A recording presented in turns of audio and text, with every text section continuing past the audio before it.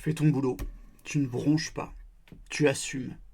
Et pourtant, il arrive, il te regarde à peine, et là, d'un ton neutre, presque poli, il lâche. Tu dois te comporter comme un adulte. Pas une insulte, pas un cri, pire que ça, un coup bas, propre, un tacle masqué sous la bienséance. Et toi, tu prends. T'as pas explosé, t'as pas pleuré, mais au fond, ça t'a blessé, ça t'a humilié, ça t'a mis en colère.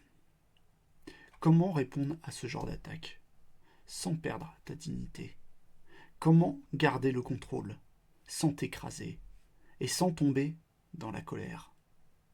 Sur Sagesse Intemporelle, on parle à ceux qui ont trop de lucidité pour se taire et trop de noblesse pour s'énerver.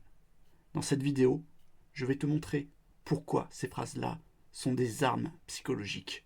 Pour répondre à chaud, c'est exactement ce qu'il te faut. Et surtout, comment renverser la situation avec calme, avec hauteur, avec une phrase ou un silence qui te fait régner sans couronne. Alors si tu veux garder la face, si tu veux passer du rôle de cible à celui de stratège, like cette vidéo, abonne-toi à Sagesse Intemporelle et active la cloche. Pas pour gonfler une stat, mais pour te bâtir une bibliothèque mentale, une armure invisible. Reste jusqu'à la fin, parce qu'une phrase, une seule posture peut changer ta manière de te faire respecter à partir d'aujourd'hui et pour longtemps. Tu l'as entendu comme moi. Tu dois te comporter en adulte. La phrase est calme, presque raisonnable. Mais ce n'est pas un conseil. C'est une gifle déguisée. C'est pas une critique pour t'aider à grandir. C'est une mise en scène. Un petit théâtre de supériorité. Il te parle d'être adulte. Mais son ton, lui, c'est celui-là d'un père autoritaire qui veut recadrer son enfant. Sauf que t'es pas un gosse. Et il le sait. Alors pourquoi il parle comme ça? Parce qu'il cherche pas la discussion, il cherche la soumission. Il veut te faire sentir que tu as fauté, que tu es en dessous. Mais il ne veut pas le dire franchement. Il veut que ça passe pour une leçon, une exigence noble. En vérité, il veut te remettre à ta place. Pas avec des faits, pas avec des arguments, avec une formule. Il ne dit pas ce qu'il pense. Il joue un rôle. Il veut garder la posture du mec mature, tout en te dominant. Mais c'est pas de la maturité. C'est du contrôle, froid, sec, maquillé. Nicolas Machiavel disait « Il faut être un renard pour connaître les pièges, et lion pour effrayer les loups. » Lui, il pense être le lion. En vérité, il joue au renard. Et tant que tu ne comprends pas ce jeu-là, tu crois que le problème vient de toi.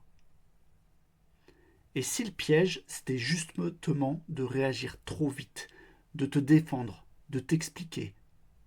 C'est ce qu'on va voir maintenant.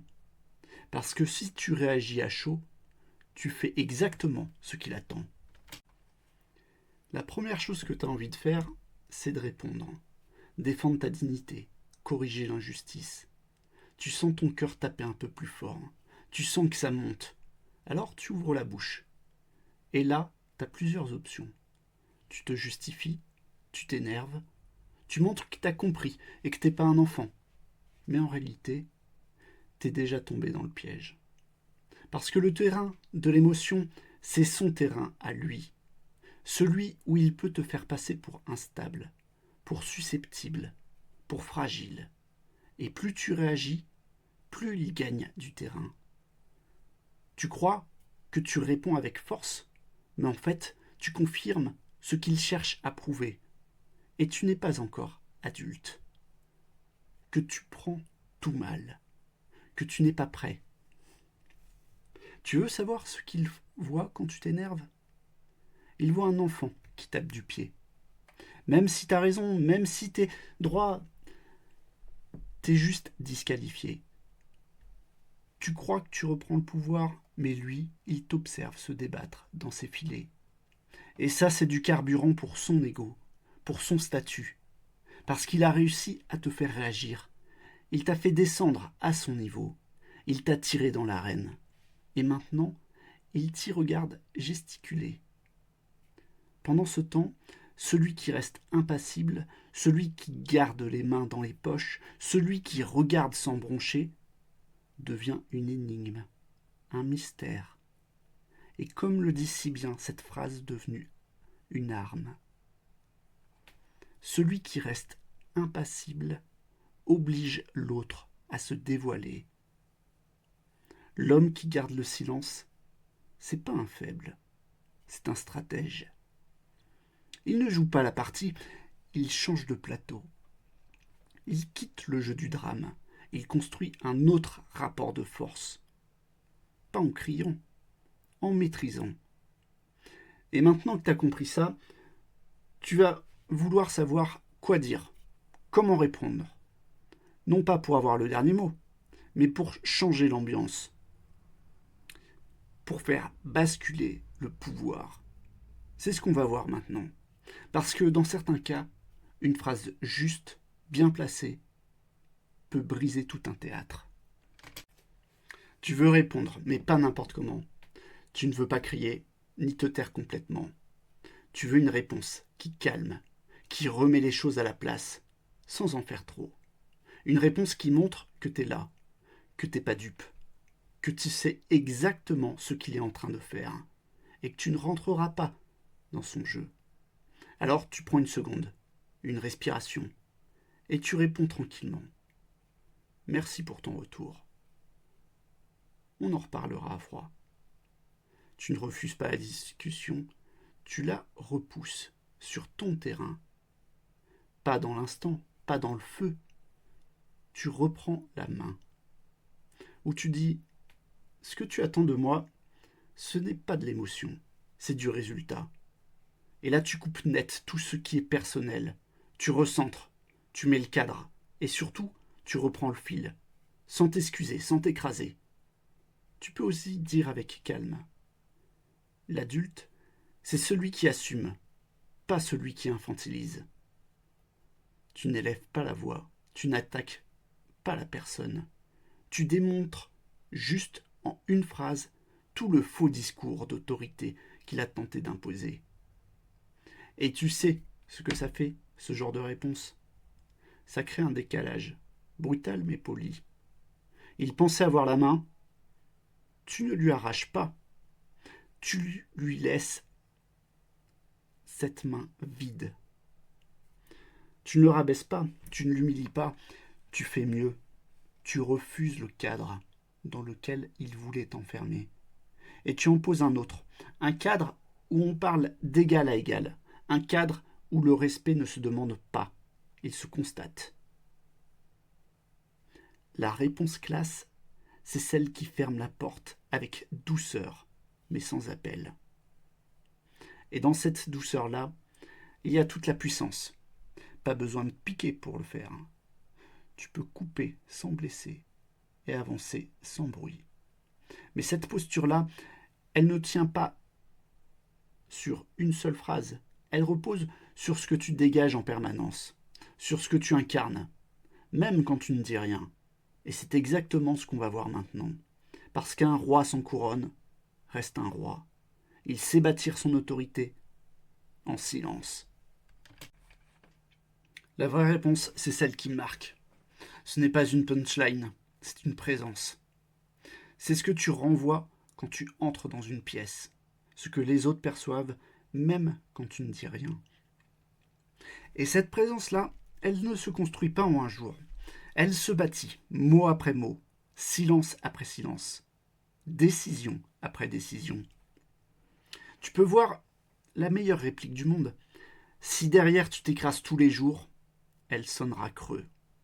Mais si tu tiens ta ligne, si tu restes droit quand les autres plient, si tu parles avec clarté, mais sans jamais chercher à plaire, alors là, oui, tu deviens quelqu'un qu'on écoute, même quand tu dis peu.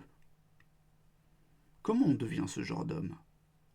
Pas en forçant, pas en jouant un rôle, mais en résistant à l'envie de prouver, en refusant le besoin de validation. Tu ne gagnes pas le respect à coups d'éclat. Tu le gagnes en encaissant, sans te trahir. Chaque fois qu'on te parle mal et que tu restes digne. Chaque fois que tu ne cèdes pas à l'ironie, à la colère, au cynisme. Tu poses une pierre de plus dans la construction de ton autorité. Et petit à petit, les gens ne savent pas toujours expliquer pourquoi, mais ils sentent. Ils sentent que tu n'es pas comme les autres.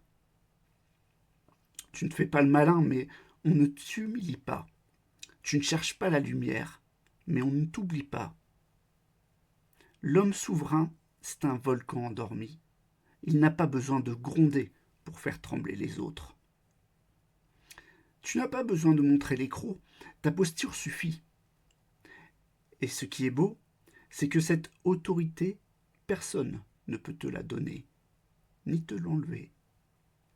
Maintenant que tu sais ça, tu comprends que chaque tacle, chaque phrase humiliante peut devenir un test, un levier, une brique. Alors on va conclure. Et tu vas voir que cette posture intérieure, ce calme solide, c'est peut-être ta plus grande force. Tu n'as pas besoin de frapper du poing, pas besoin de crier pour être respecté. Tu as besoin de rester droit, de garder le cap, de parler quand c'est juste, de te taire quand ça n'en vaut pas la peine. C'est ça la vraie force. Pas celle qui impressionne, celle qui inspire. Parce qu'à force de rester solide, tu deviens un repère, un homme qu'on écoute, un homme qu'on n'ose plus bousculer. Celui qui n'a rien à prouver devient celui qu'on respecte, sans condition. Si cette vidéo t'a parlé, mets un like. C'est simple, mais ça montre que ce message résonne quelque part.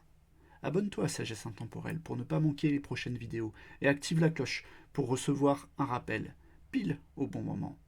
Dis-moi en commentaire si tu as déjà vécu ce genre de moment. Un chef, un collègue, quelqu'un qui t'a rabaissé sans le dire clairement. Ta parole compte. Elle peut aider un autre homme, une autre femme, qui regarde cette vidéo, peut-être en silence. Tu peux aussi rejoindre mon canal Telegram, le lien est juste en dessous. Et c'est là qu'on creuse plus profondément. Et bien sûr, c'est un espace sans bruit, mais avec de vraies idées. Et si tu veux découvrir une autre facette de la sagesse intemporelle, je t'ai mis une vidéo juste ici. Tu verras comment une phrase d'un vieux philosophe peut transformer ta manière d'agir dans ton travail, dans tes relations et même dans tes choix de vie. Rien de théorique, juste du vrai, du vécu, du tranchant. Merci d'avoir écouté jusqu'ici. Tu viens peut-être de poser une brique. Continue. Parce que l'autorité, la vraie, commence là.